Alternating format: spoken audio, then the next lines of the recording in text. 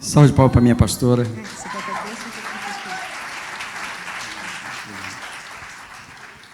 Vou dar os avisos antes de prosseguir.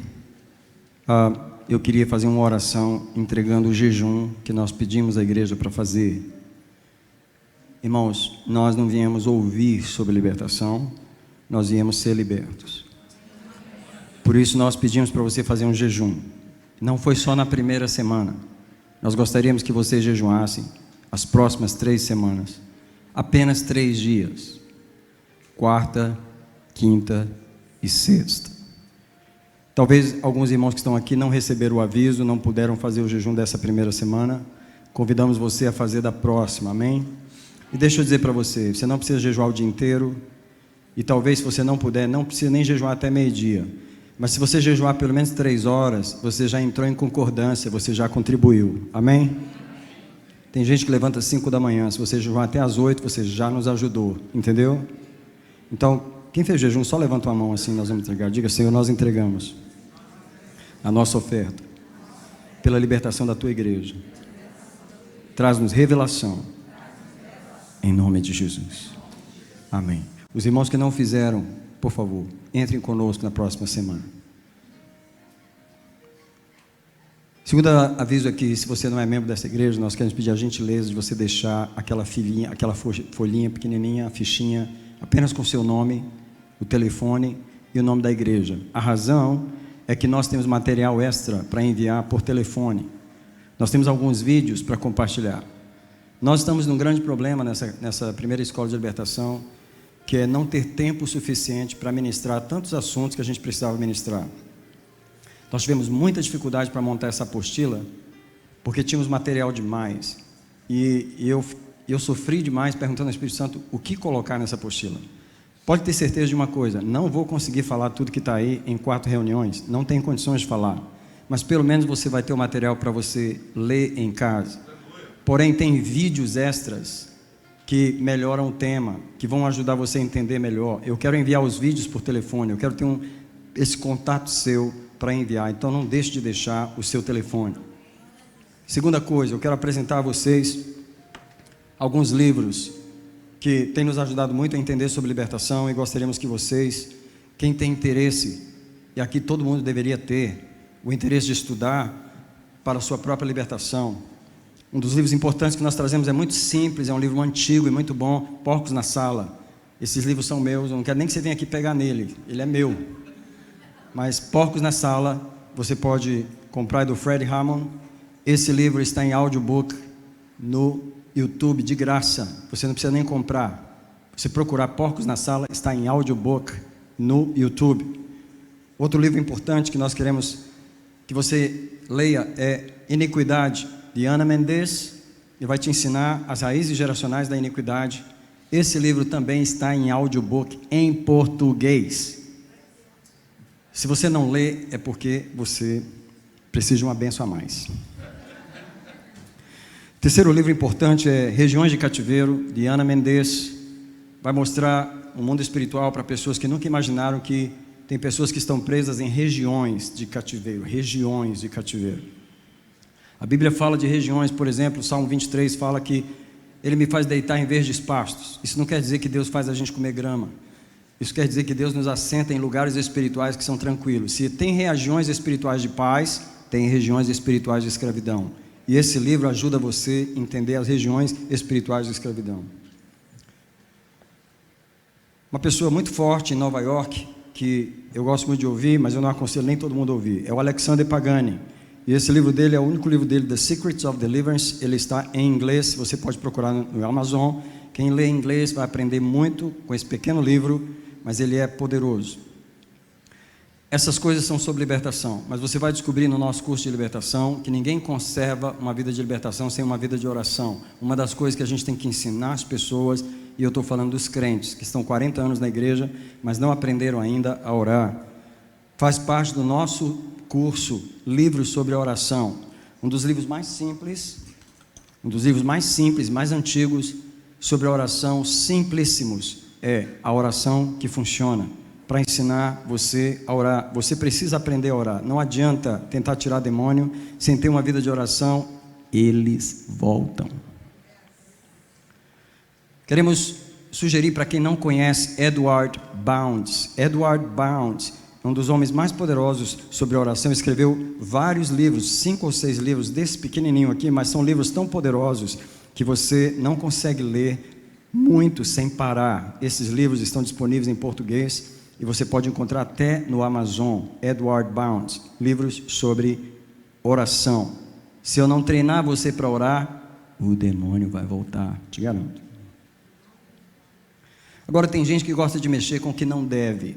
Nós não viemos aqui mexer com espíritos territoriais, nós não queremos saber que espírito está sobre o país, nós não queremos comprar briga com o espírito da cidade, nós viemos aqui procurar a nossa libertação. Esse livro do John Paul Jackson, eu não achei ele em português, Casualties of War. Se ninguém nunca leu esse livro, leia esse livro. É um dos livros mais sóbrios para as pessoas que querem mexer com espíritos territoriais e não têm autoridade para isso. Não faça isso, busque a sua libertação. Nós não estamos aqui para mexer com guerras que Deus não nos deu. Ele quer a nossa cura. Ele quer a nossa cura. Queria só avisar os pais que estão com criança aqui. Nós estamos pagando babysitter para cuidar dos seus filhos.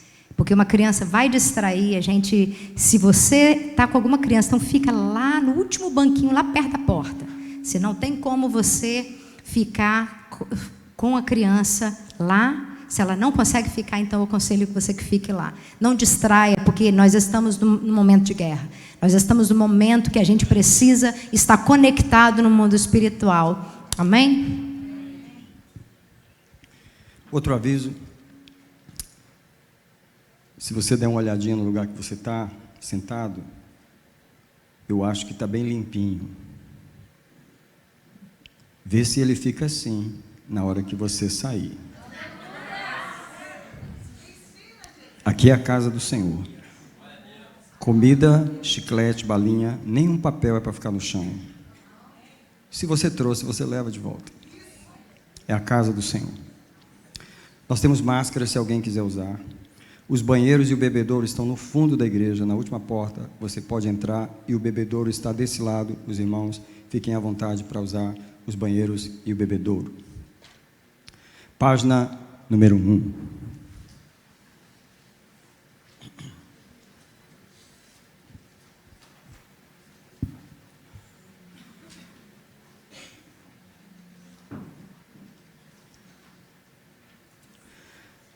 Enquanto você abre, os vídeos da escola só vão estar disponíveis quando a escola terminar, no mês de março.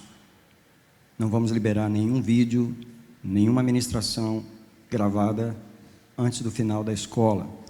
Nós queremos honrar as pessoas que se fizeram presentes, as pessoas que pagaram a escola.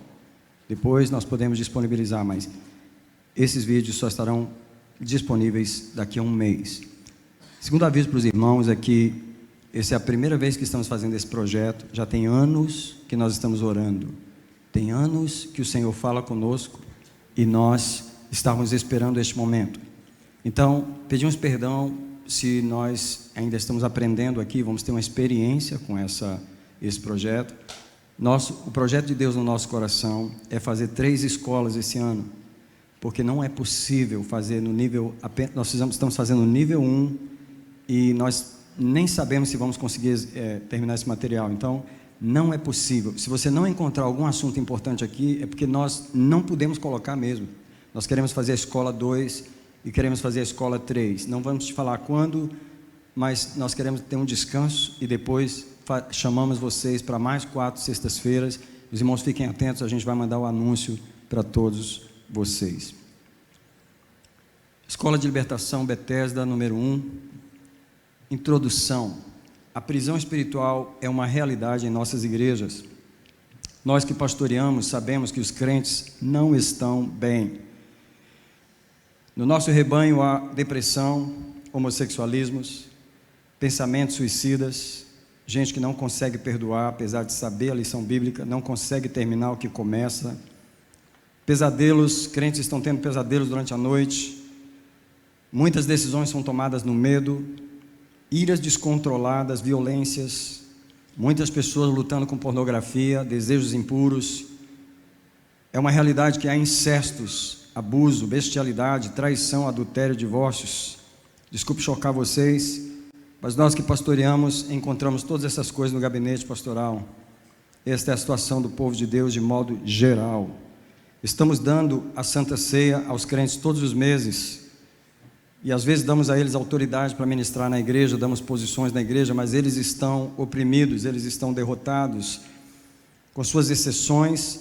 Eles têm um linguajar de só vitória, até canta muita música, só vitória, mas na verdade não é só vitória, é mais só sobrevivência. As pessoas estão sobrevivendo, chorando em segredo, chorando sozinhos em suas casas, com muitos problemas que não confessam para ninguém, porque não encontram pessoas que possam estar aptos para ajudá-los.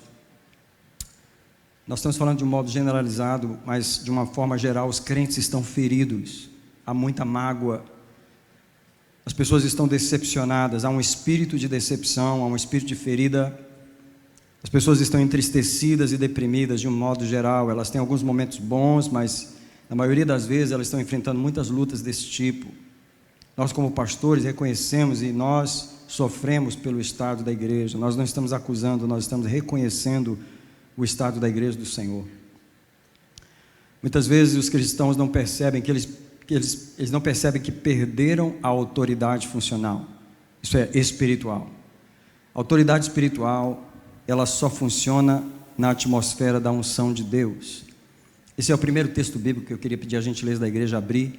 Se você não trouxe a Bíblia, eu não vou nem falar nada, mas eu vou pedir para você trazer da próxima vez. E se você está abrindo em Tiago, começar pelo fim da Bíblia é mais fácil. Se você vier de Apocalipse, vai ser mais fácil você encontrar o livro de Tiago. Eu preciso mostrar algo para você nesse texto. Eu não vou pregar nesse momento, eu só vou mencionar algumas coisas.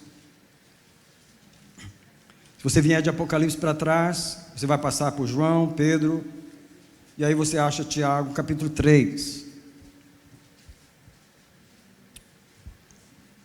É lindo o som das páginas da Bíblia na igreja.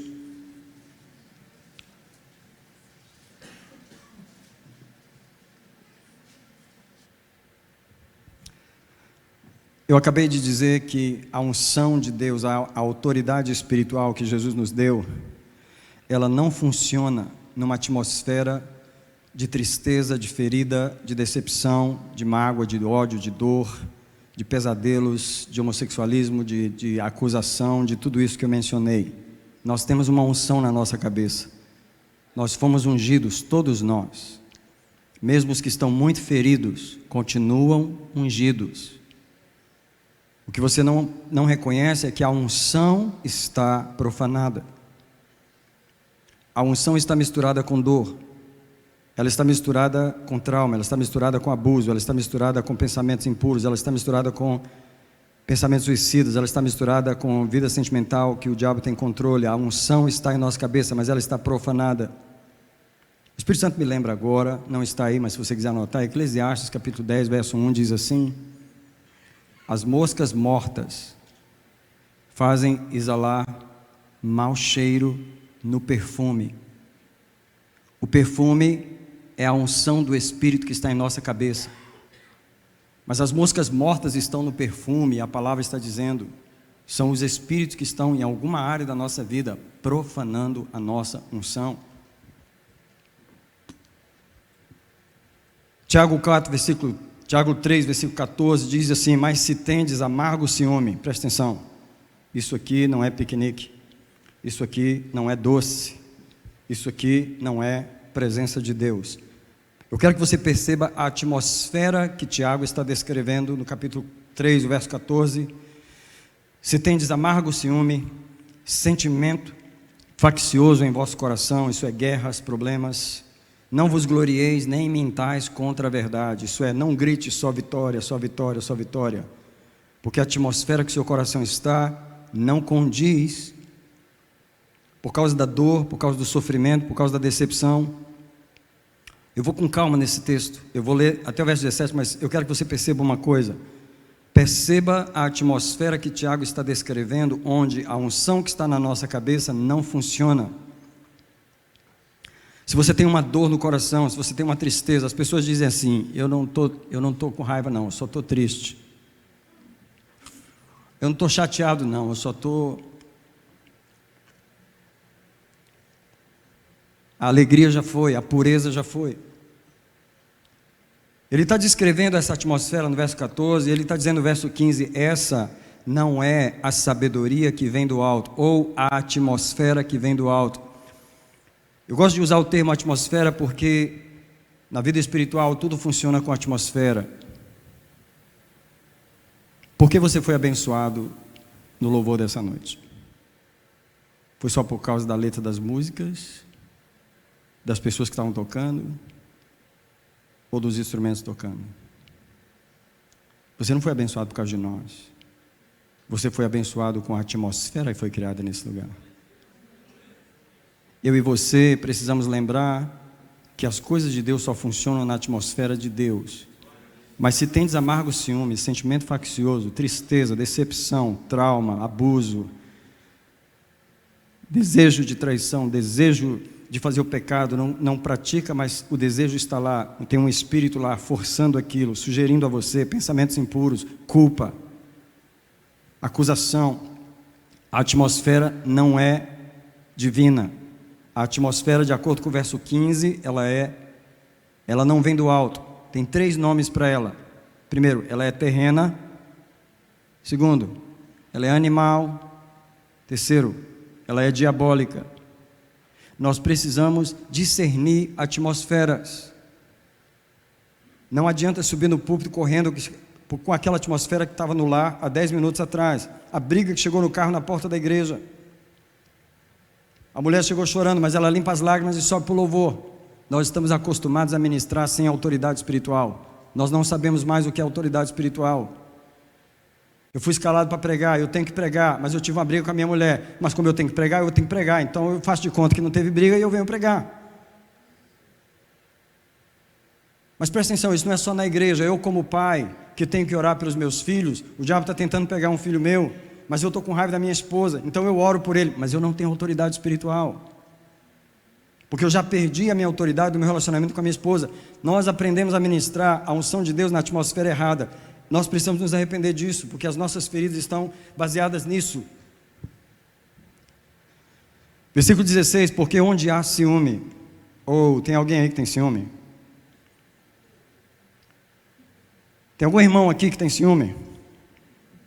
E sua esposa não pode ir ali na esquina? Ou tem alguma irmã que precisa ver o telefone do seu marido todo dia?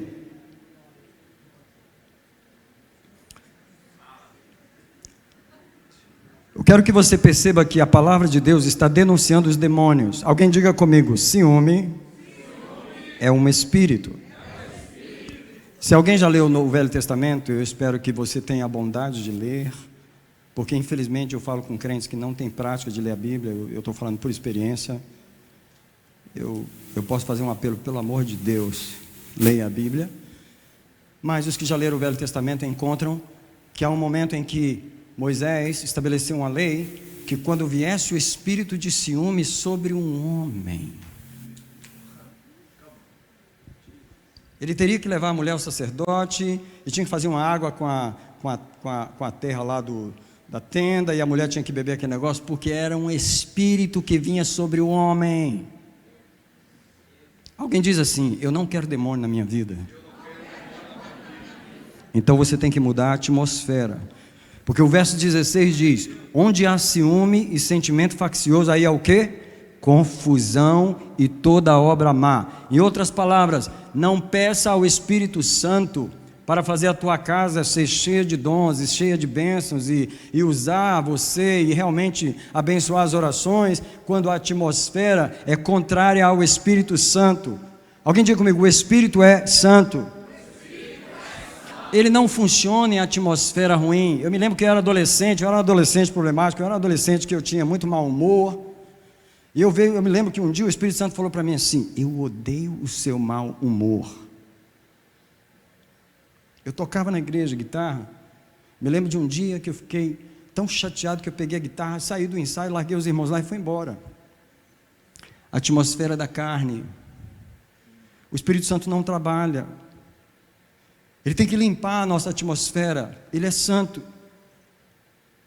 A razão de nós termos que lidar com demônios é porque eles acham a atmosfera própria a eles. Quem entendeu o que eu falei? Se não tiver lixo, não junta mosca.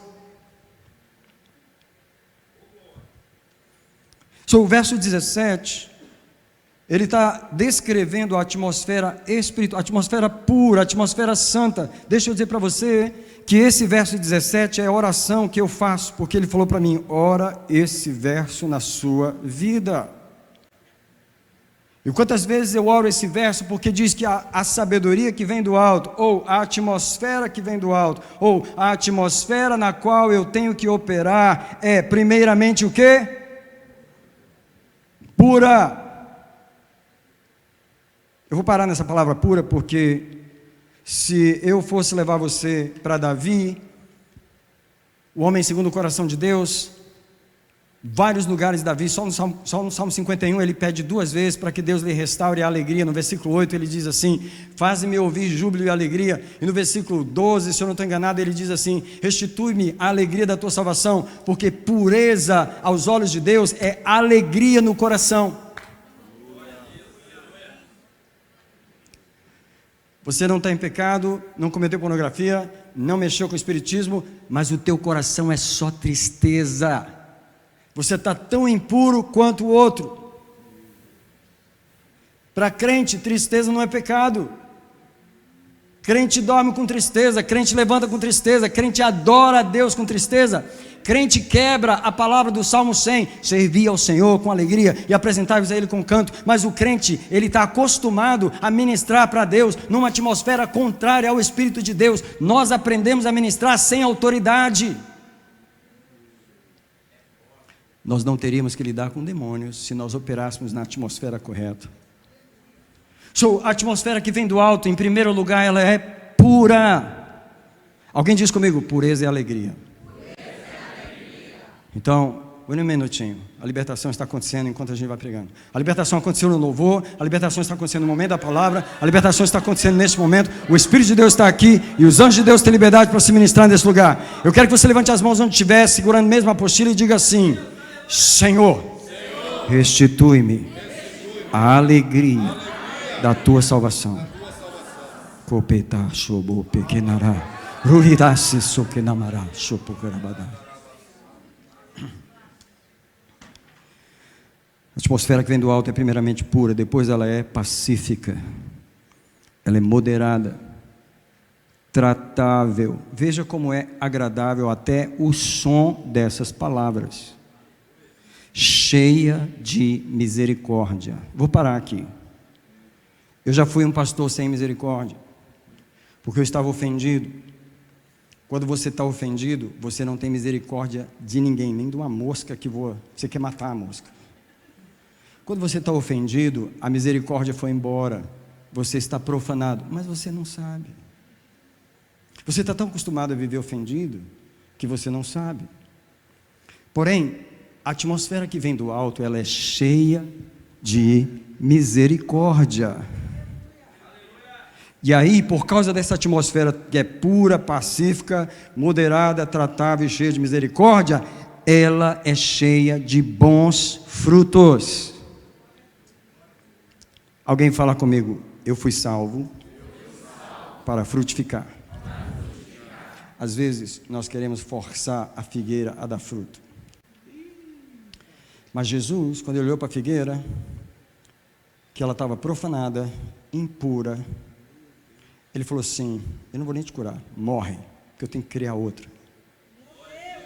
Morre, que eu tenho que criar outra.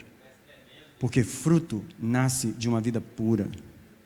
Nós viemos aqui buscar a pureza em nosso coração, em nossas emoções. Nós viemos aqui ser curados pelo sangue da cruz. Eu queria que você soubesse que aquela bandeira vermelha ali não é por acaso, é porque nós trabalhamos debaixo do sangue de Jesus. Aquela bandeira é a bandeira do sangue de Jesus. Pastor não cura pessoas, igreja não cura pessoas, pregação não cura pessoas. O que Deus quer fazer, Ele faz. Mas o que cura as pessoas é o sangue de Jesus.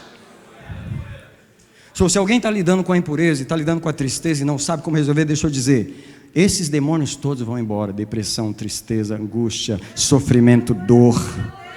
Se você concordar em renunciar a esses espíritos, nós vamos mandar eles embora da sua vida.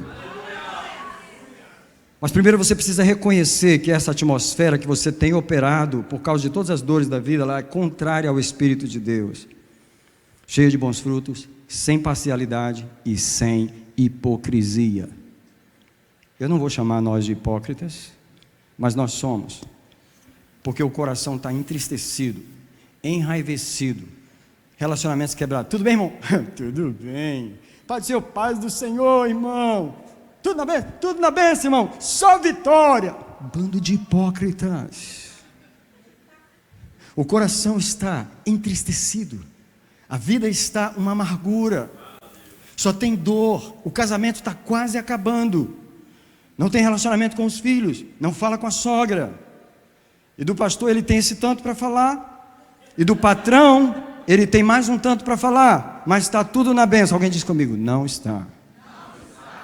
Então, a sabedoria que vem do alto, ela sem hipocrisia, ela reconhece a dor. Como é que está, irmão? Estou ferido, magoado, decepcionado. Para te falar a verdade, eu estou profanado, eu preciso de ser lavado no sangue de Jesus, eu preciso ser curado. Você pode orar por mim? Isso é a verdade. Só que, alguns anos atrás, se o meu amigo aqui, pastor, perguntasse para mim, pastor, você está ofendido? Eu dizia, não, eu estou vencendo no sangue de Jesus. E estava completamente ofendido.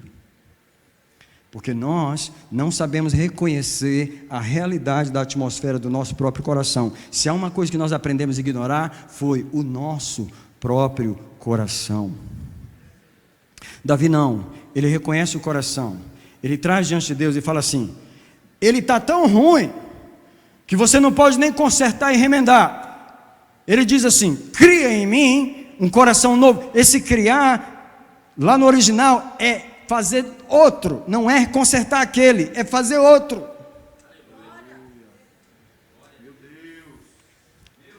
Show, é isso que o Espírito de Deus quer fazer? Então, voltando aqui à minha página onde eu estava, o resultado, número 4, é uma igreja sem autoridade, sem poder, que não tem muitas influências na comunidade, pois funciona como um hospital de sobreviventes, mais como um hospital de sobreviventes, do que como um quartel de soldados sarados, treinados e prontos para a guerra.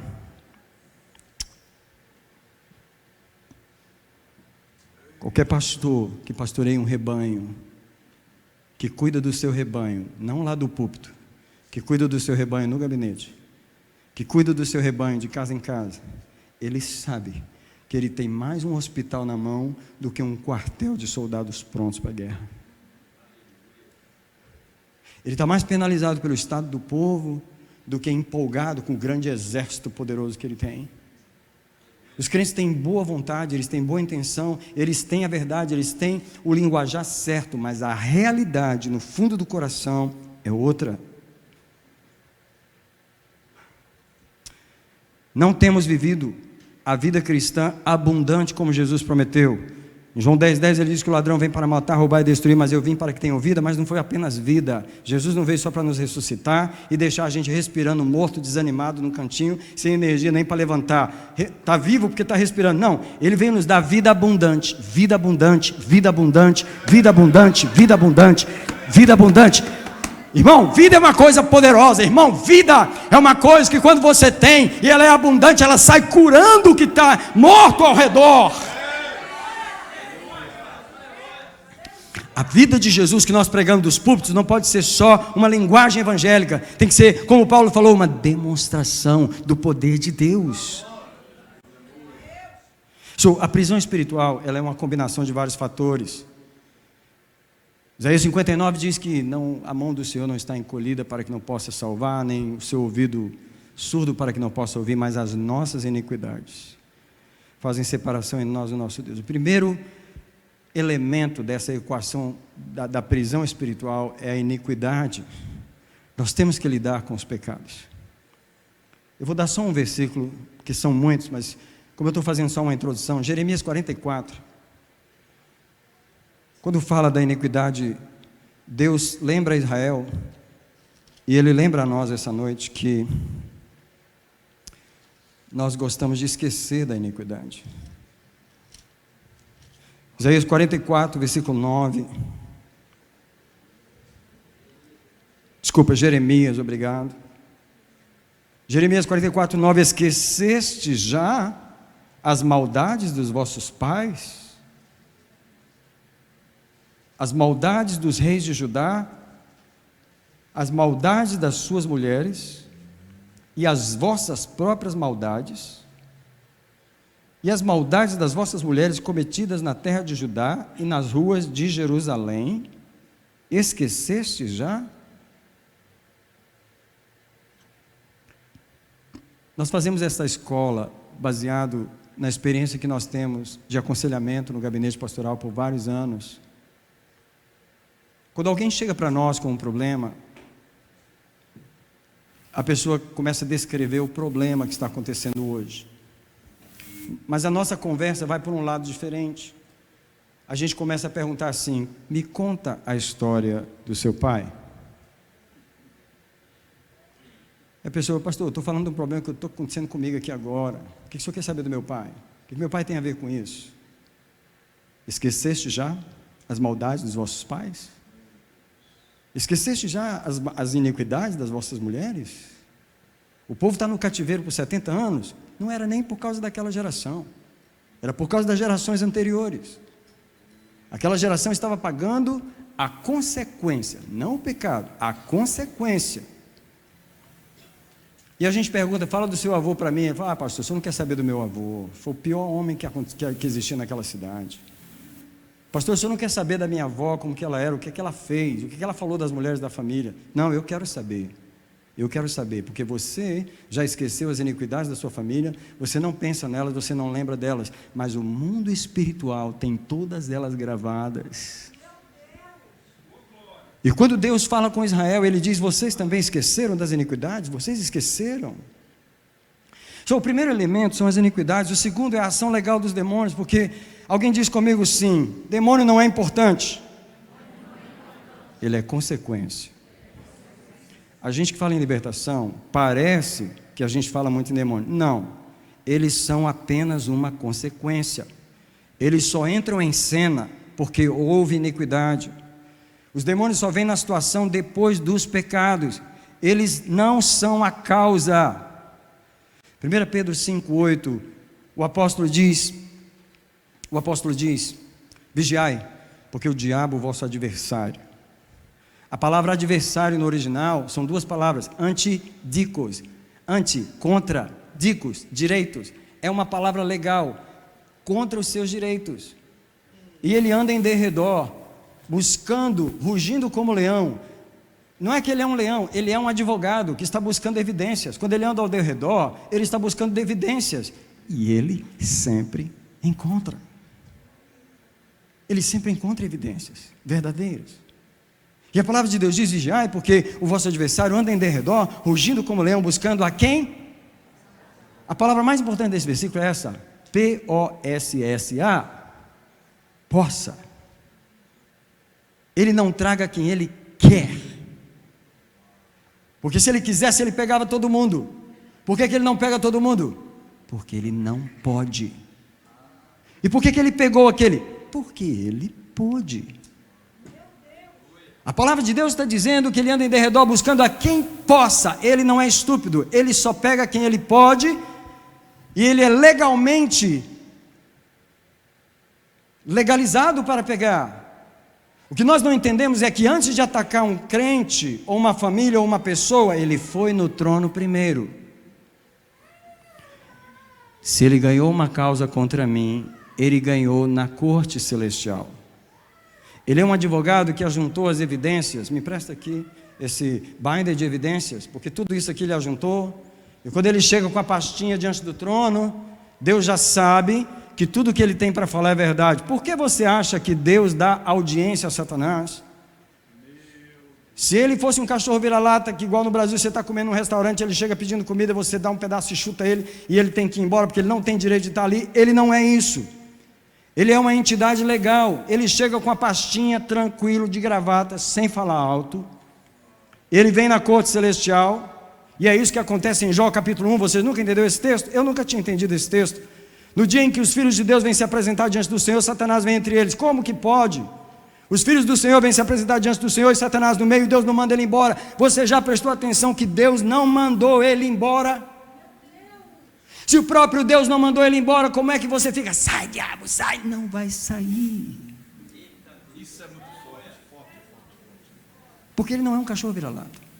Ele é um antidicos, ele é um adversário. Ele sabe o que está fazendo. Quando ele vem com uma pastinha diante de Deus, Deus já sabe. É tanto que Deus já sabe que quando ele chegou com a pastinha na reunião em Jó, Deus já foi perguntando: de onde você vem? Uau, você sabe de onde eu venho. De rodear a terra. De quê? Não é o que está lá em 1 Pedro 5,8? Rondando como leão, buscando? Rodear a terra e passear por ela. Como Deus já sabia que ele tinha gente para acusar, Deus já foi logo perguntando: eu vou te fazer uma pergunta sobre alguém que eu sei que você não tem nada para acusar. Você viu o meu servo Jó? Ele, mas também aí não vale. Você fez isso, protegeu e tal. Eu falei: não.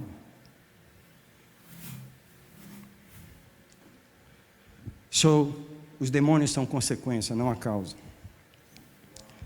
Terceiro, o paradigma errado do automatismo na obra de Cristo em nós. Embora a obra de Cristo esteja consumada, e eu quero que você declare isso por mim, por favor. A obra de Jesus por nós, na cruz, está consumada. Eu não vou falar, vou deixar você adorar, porque eu quero adorar um pouquinho. Obrigado. Não há nada mais que precisa fazer. Não há nada mais que precisa fazer. Não há nada mais que ele precise fazer. Não há nada mais. Ele mesmo disse: está consumado. E toda vez que a gente prega isso, a gente prega a verdade. O problema é que pregar uma verdade não quer dizer que ela é uma realidade na sua vida. Por quê? Porque não existe automatismo. A obra de Cristo em nós, ela não se faz automática em nós imediatamente, em toda a sua plenitude, no momento que a gente recebe a Cristo. 2 Pedro 1, 3 até o 10, eu não vou ler por causa do tempo. Ele diz assim: porque todas as bênçãos espirituais foram concedidas a nós em Cristo Jesus. Todas as bênçãos já foram dadas. Mas tem uma diferença entre propriedade e posse. Eu não vou explorar o conceito hoje, eu só estou mencionando. Mas você pode ter propriedade por uma coisa, você pode ter o direito de propriedade, mas não ter a posse daquilo. Por exemplo, você compra um item no Amazon, pagou, é seu, mas não chegou na tua casa. E pode perder no caminho. E nunca chegar. Já aconteceu comigo. Eu tinha propriedade, mas eu nunca tive a posse. Muitos crentes têm a propriedade da cura, mas nunca têm a posse. Tem a propriedade do batismo com o Espírito Santo, mas nunca têm a posse. Tem a propriedade da libertação, mas nunca têm a posse. Porque há uma diferença entre propriedade e posse. Você pode ter posse de uma coisa e não ter propriedade. Essa pasta é dele, mas agora não está mais na mão dele, porque eu tomei. Eu tenho a posse de uma coisa que não é minha. E essa é outra realidade triste na vida dos cristãos, porque quem tomou a posse das nossas coisas foi um ladrão que veio roubar, matar e destruir, e muita coisa que é nossa está na mão dele. Ele não tem a propriedade, ele não tem o direito, mas ele tem a posse. E ele tem a posse porque você não foi lá tomar da mão dele, e você não gosta de guerrear, você não lida com o diabo, você só lida com Deus. Então o diabo fica com as suas coisas e você diz assim: então tá bom, então fica aí, porque eu prefiro ter paz do que fazer guerra. Se você prefere ter paz do que fazer guerra, você não tem a posse daquilo que é seu. O que Deus quer fazer na escola de libertação é liberar o espírito das pessoas para ir lá e tomar posse. Então, essa coisa de automático não existe. Sim, nova criatura em Cristo, 1 Coríntios 5,17. Quem está em Cristo, nova criatura é. É claro que é, não há mais nada para fazer novo. Eis que as coisas velhas já passaram e tudo se fez novo. Sim, tudo se fez novo, legalmente, posicionalmente, no mundo espiritual é seu, mas você não foi lá tomar posse. Porque se você continuar lendo 2 Pedro 1, de 1 a 10, ele vai dizer assim: aplicando toda a diligência, acrescentai a sabedoria, o temor, acrescentai ao temor a inteligência, acrescentai a inteligência, e aí acrescenta, acrescenta e acrescenta, porque se não for de negligentes nestas coisas, abundareis em todas essas coisas. Mas nós somos negligentes, nós somos preguiçosos, por isso nós temos a propriedade, é nosso. A obra de Cristo está completa, Ele não vai precisar fazer mais nada. Toda maldição já foi cancelada na cruz. Alguém repete comigo isso: toda maldição já foi cancelada na cruz. Mas não se torna nosso automático. Último exemplo: a queda das torres em Nova York. Logo em 2001 ali, o Congresso Nacional fez um ato para liberar 15 bilhões, não é 15 milhões, é 15 bilhões de dólares que foram pagos às vítimas por morte e por acidente, que ficaram machucadas. 15 bilhões de dólares. Todas as pessoas que tiveram uma perda lá tinham o direito de receber um dinheiro do governo. Isso não foi feito só uma vez, são 4 ou 5 vezes, já vai para mais de 40 bilhões de dólares que eles deram para as pessoas.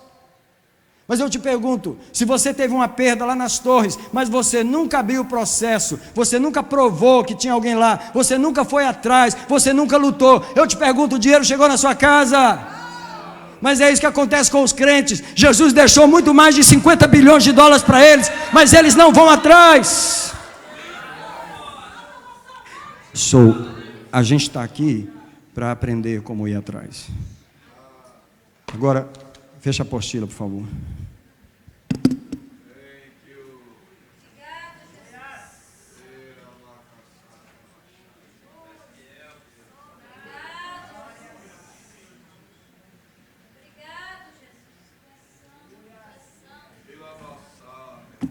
Alguém diz comigo: eu tenho uma unção para curar os outros.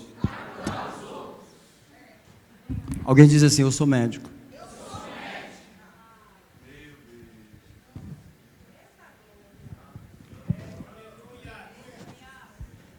Fala de novo: eu sou médico. Diz lá: o Espírito do Senhor está sobre mim, porque Ele me ungiu para pregar as boas novas aos mansos, restaurar os contritos de coração, abrir as prisões dos presos e a porta dos cativos. Eu sou médico. Alguém me explica o que está acontecendo com esse médico. Que ferido? Eu já venci, já superei, eu já perdoei. Mas quem está vendo? Só o mundo espiritual. As pessoas não estão vendo. O pastor que me botou para pregar não está vendo. O irmão que me chamou para dirigir o departamento não está vendo. Mas eu tenho uma unção para ministrar para as crianças. Como que eu estou indo? Eu estou na atmosfera do céu? Eu estou profanado com as minhas próprias feridas.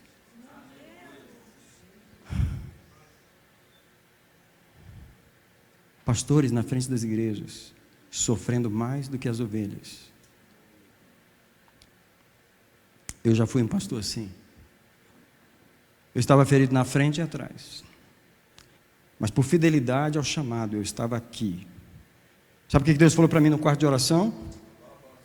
Tu tens um ministério sangrento. Eu falei: como assim? Ele falou: você é fiel, você não abandona o posto de batalha, mas ao mesmo tempo que você está pregando a minha palavra, e não está pregando mal, não está batendo no povo, está pregando a verdade, você não está falando nada errado, você está sendo fiel, você tem um coração bom, mas ao mesmo tempo você está sangrando no meu altar. E enquanto você sangra no meu altar, é o sangue da tua alma. Você está operando na atmosfera da ferida. E você está tentando curar o meu povo, mas você não está curado. E você está profanando, porque ele falou para mim assim: o sangue que eu vejo não é o sangue do meu filho, porque o sangue do meu filho purifica, mas o teu profana. Alguém abre a Bíblia em Levítico capítulo 15.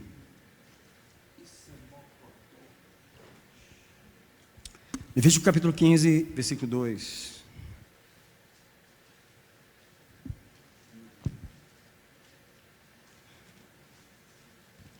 Alguém vai renunciar à dor essa noite?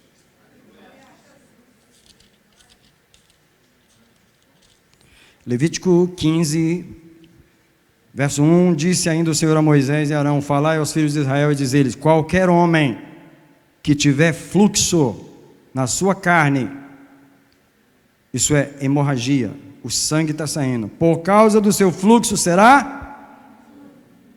esta pois será a sua imundícia. Por causa do seu fluxo, se a sua carne vaza o seu fluxo, e se a sua carne estanca o seu fluxo, esta é a sua imundícia.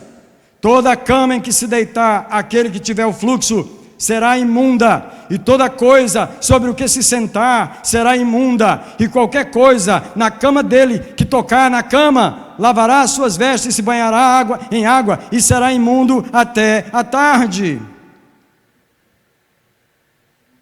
Olhe para mim. Durante todo o meu tempo de depressão e ferida, eu estava ministrando o louvor. Deus falou para mim assim: as músicas estavam certas, o coração queria me adorar, mas enquanto você me adorava naquele piano, o sangue da tua alma profanava o meu altar.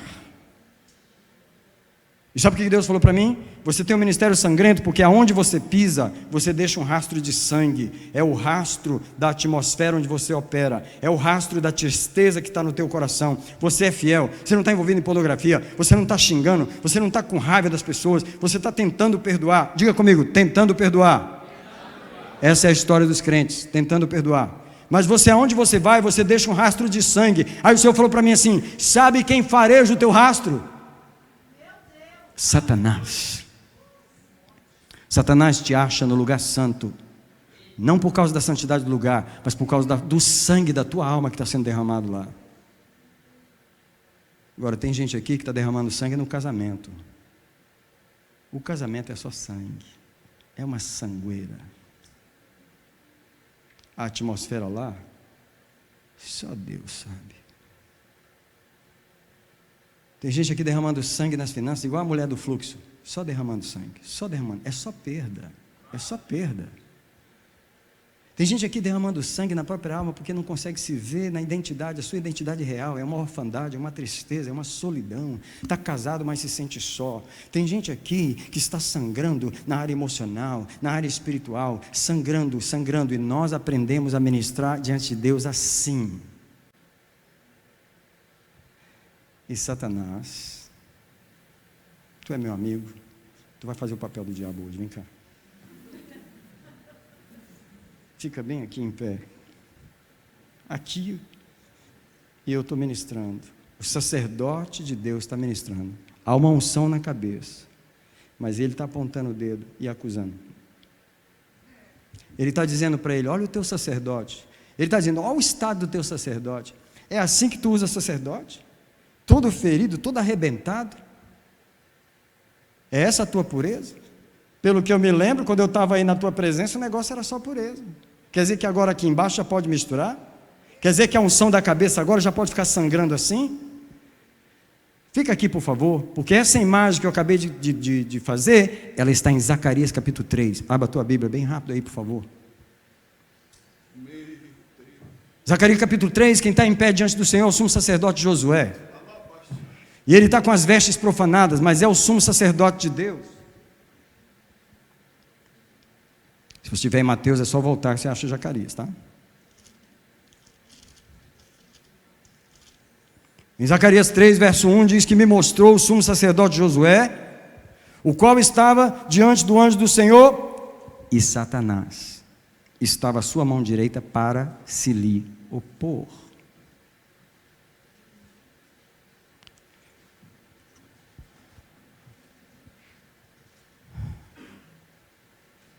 Por favor, repita comigo isso, enquanto você abre a Bíblia. Satanás não me resiste. Só na birra. Tipo assim, não gosto da cara dele, não vou deixar. Não, ele não me resiste só na birra. Ele me resiste na legalidade. Ele sabe me resistir, ele me resiste legalmente. Ele está ali para se opor. Mas o anjo do Senhor disse a Satanás: que o Senhor te repreenda, ó Satanás. Sim, que o Senhor que escolheu Jerusalém te repreenda. Não é este um tição tirado do fogo? Você pode ser um tição. Você pode ser um tição tirado do fogo. Mas se você está com as vestes sujas diante do Senhor, se você está com as vestes da dor, Satanás pode se opor a você. Verso 3, e Josué, vestidos de trajes sujos, estava em pé diante do anjo. Então, falando este, ordenou aos que estavam diante dele, dizendo: tirai-lhe as vestes sujas.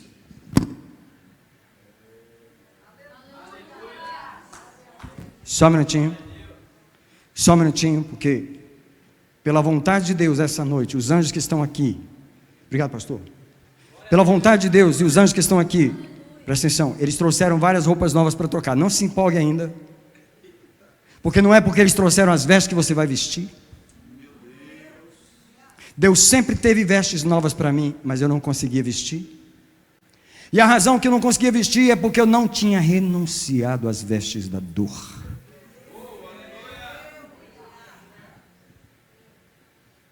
E ele me levou para Isaías 61 e ele falou para mim: troca as vestes de luto por vestes de louvor. Se você está mascando chiclete no culto, joga ele fora, senão eu vou falar teu nome aqui.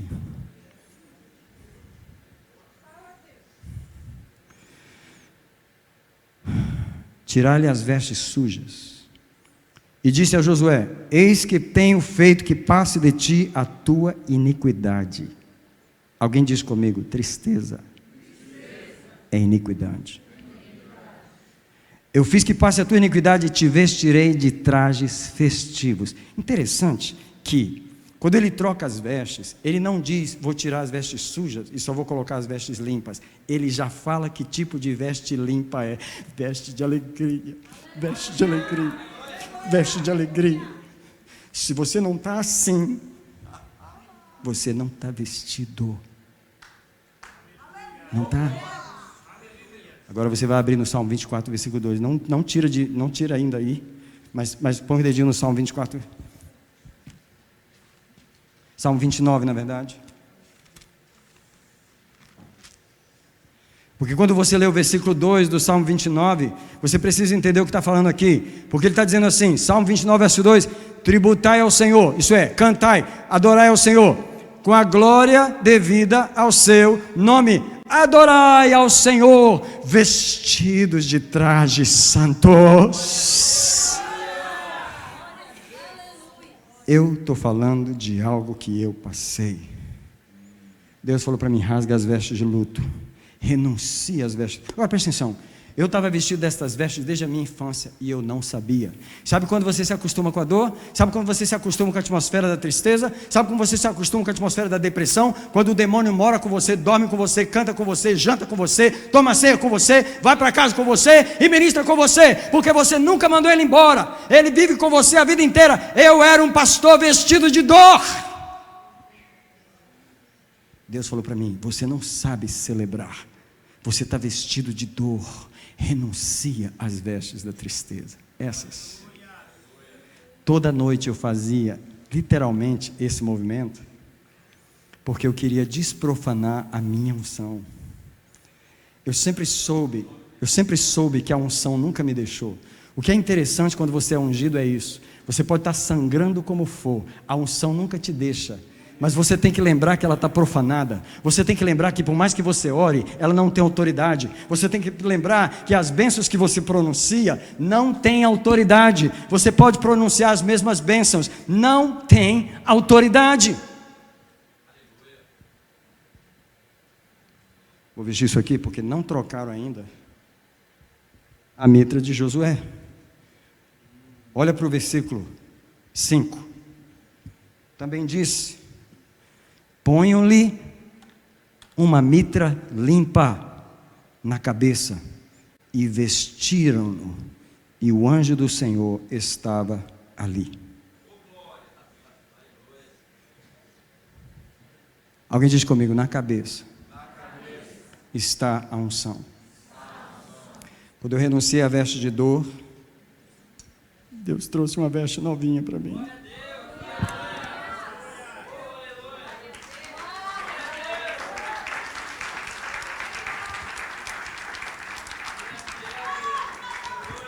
Adorai ao Senhor vestidos de trajes santos. Adorai ao Senhor vestido de trajes festivos. Fui colocando essa roupa.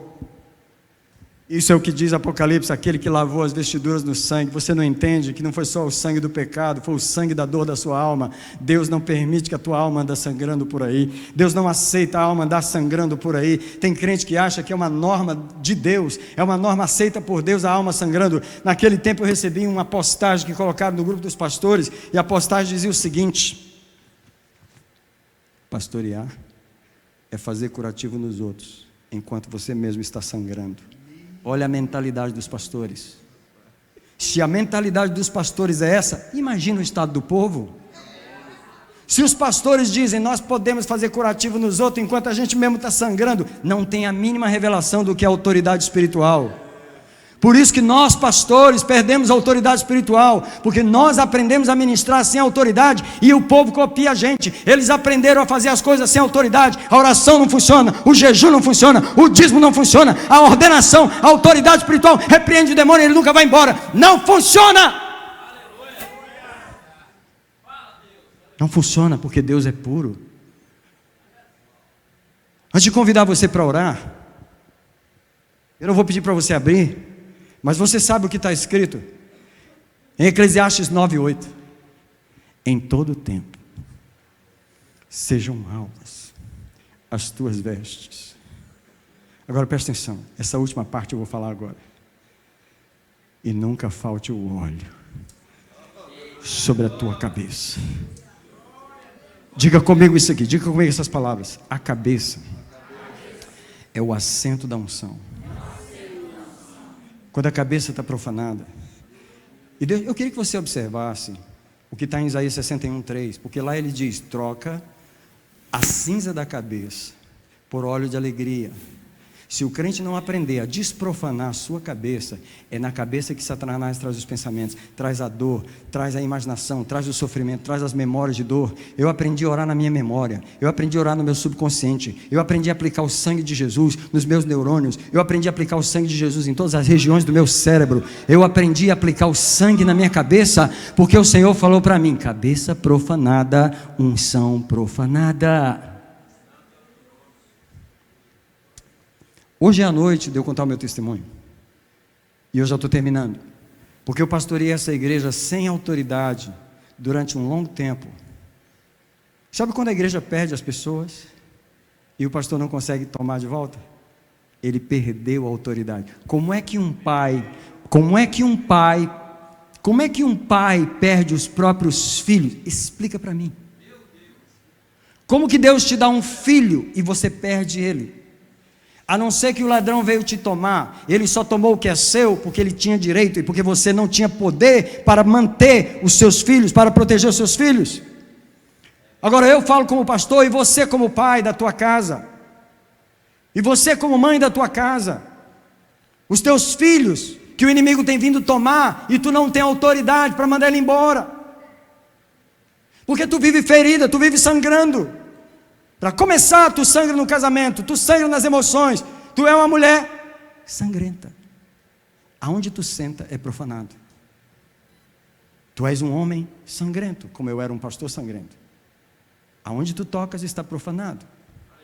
E Deus falou para mim, limpa a cabeça, limpa a cabeça. E eu comecei a aplicar o sangue de Jesus. Mais uma vez, sabe por que a bandeira está aqui? Porque eu aprendi a trabalhar debaixo do sangue. Não foi pastor que orou por mim, não foi congresso que eu fui, ele me revelou o sangue. Quando eu perguntei para Deus como é que eu saio da ofensa, como é que eu perdoo esse tanto de gente que eu não consigo perdoar, Deus falou para mim assim, não tenta perdoar, você está tentando perdoar tem muitos anos, eu quero que você ouça a mensagem do sangue, eu quero que você pense no sangue, você prega o sangue, você ministra a ceia, mas nem você acredita no poder dela. Eu quero que você se arrependa e que você comece a valorizar o sangue do meu filho, porque o que purifica o ser humano é o sangue de Jesus. O que tira pastor da depressão é o sangue de Jesus. O que faz pastor perdoar ministério é o sangue de Jesus. O que faz pastor não andar por aí magoado com ovelhas é o sangue de Jesus. O que faz marido perdoar mulher é o sangue de Jesus. O que faz mulher perdoar marido é o sangue de Jesus. Mas você tenta perdoar na carne, você nunca vai conseguir. Deus nunca pediu para a carne perdoar. Carne, por favor, perdoa. Deus nunca pediu para a carne perdoar. Deus falou, aplica o sangue. Agora deixa eu te falar o que aconteceu e o que acontece depois que Deus troca as tuas vestes e as tuas vestes agora são brancas, porque você as lavou no sangue. Você renunciou à veste do Bartimeu, do coitadinho, da autopiedade, da dor. Você renunciou ao terreno da dor. E então, se as tuas vestes são limpas, a tua cabeça tem uma coroa.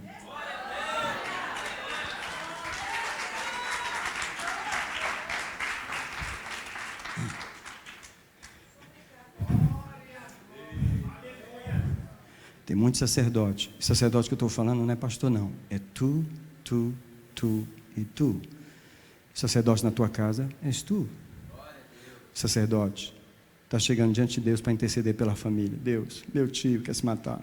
Deus, meu filho está indo para o homossexualismo. Deus, meu casamento está acabando. Mas a tua cabeça é ferida, cheia de bala, cheia de furo, sangrando por todo lado. Alguém diz comigo, de Deus não se zomba. Ou você tem uma coroa na cabeça, puro, limpo, com a autoridade restaurada, e quando você se põe como sacerdote diante de Deus, o diabo faz assim, ó, abaixa assim de vergonha, abaixa mais, envergonhado, mais, baixa mais, envergonhado, não consegue olhar para a autoridade restaurada,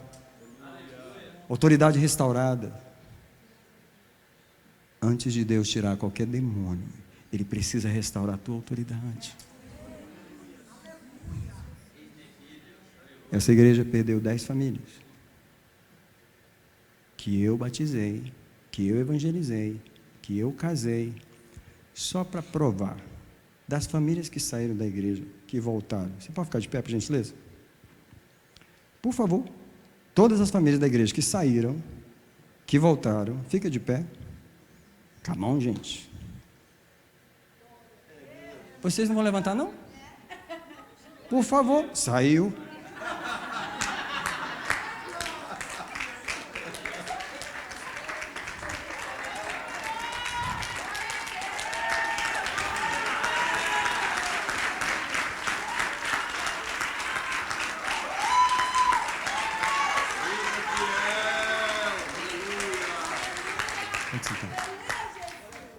Eu te pergunto, você sai de uma igreja ruim, que o pastor está em depressão, que ele não está conseguindo olhar na cara dos crentes, porque eu não aguentava crente, eu queria terminar o culto e queria que todo mundo fosse embora, para não falar comigo na porta, ainda mais se queria falar comigo para sair, sai logo, sem falar, não precisa, vai embora, vaza. Eu queria agradecer. Agradece não precisa, vai. Sabe quando falta misericórdia? Eu quero te perguntar, você tem misericórdia com aquele marido ruim? Você tem misericórdia? Presta atenção, presta atenção. Se você não tem, é porque você está ferida. E se você está ferida, você não tem autoridade. Tem família que diz assim: eu não vou na igreja porque o fulano vai hoje, eu não quero pecar. Peraí. Qual o pecado mais básico aqui?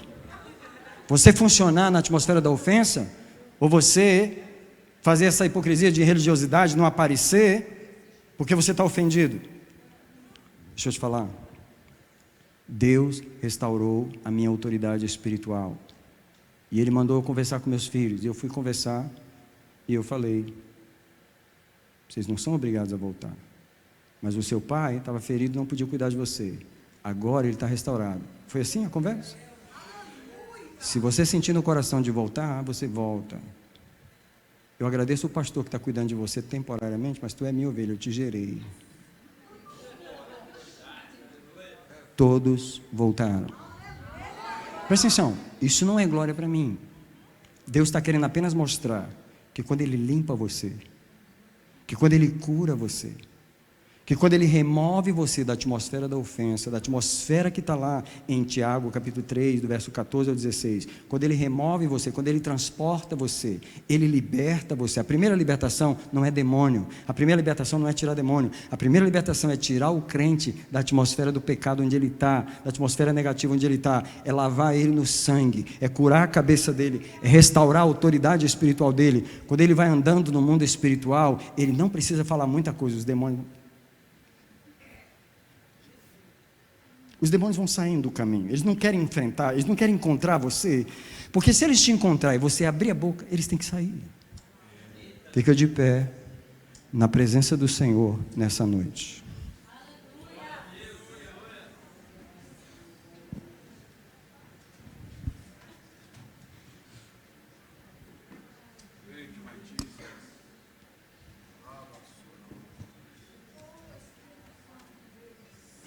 Alguém adora a Deus neste lugar e diz para Ele assim: eu vim para ser curado essa noite. Alguém diz para Deus assim: eu fui muito machucado, muito. Eu fui tão machucado que eu já esqueci quantas vezes. Eu fui tão machucado que eu aprendi a andar na atmosfera da ofensa, da tristeza. Eu aprendi a ministrar, eu aprendi a viver nessa atmosfera. Cada reunião dessa, nós vamos renunciar alguns espíritos específicos. Os primeiros espíritos que nós vamos renunciar essa noite é o espírito da dor. Se você está pronto para renunciar aos espíritos da dor, eu quero que você diga comigo: eu renuncio. Toda dor. Tristeza, depressão, ofensa, mágoa, rancor, falta de perdão, autopiedade, desespero. Presta atenção, cada nome que você está falando o nome de um demônio. Desânimo. Diga: eu renuncio ao sofrimento. Diga: eu renuncio solidão. Isolamento. Angústia. Tortura. Amargura. Tormento na alma. Memórias ruins. Tudo que me causa dor. Eu renuncio. Põe a mão no coração. Nós não estamos numa reunião pentecostal assim de gritar. Você pode falar tranquilo, mas eu quero que você sinta, eu quero que você vá diante do Senhor. Eu só estou te levando diante dele nessa noite. Você não está diante de mim, eu só estou sendo um condutor. Você está diante do Pai. Eu quero que você diga assim: eu renuncio todo o sangramento da minha alma. Diz para Deus: eu já sangrei muitas vezes. E alguém pode começar a falar para ele aí onde você sangrou, e tem memórias que estão vindo, tem memórias que estão sendo trazidas agora pelo Espírito Santo. O Espírito Santo está trazendo as maiores memórias, as maiores dores na memória agora. E tem gente que está sentindo a dor agora, porque o demônio está saindo agora. À medida que você renuncia, esse demônio está indo embora agora. À medida que você renuncia a essa dor, ele está indo embora agora. Está indo embora agora. Está indo embora agora.